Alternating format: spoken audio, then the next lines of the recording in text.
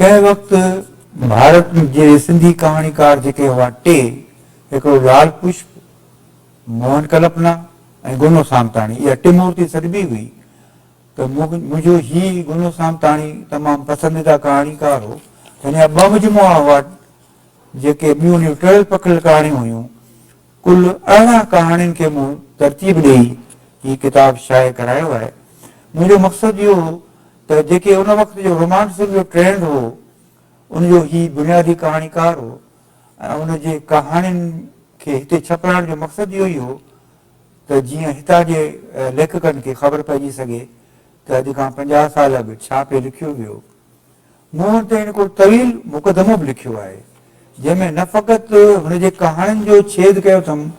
हिन मुहावरे जो नालो आहे मन कोई व्याकल परिंदो आहे। उनमें न फ़क़ति हिन जे कहाणियुनि जो पर उन दौर जे क्लासिकल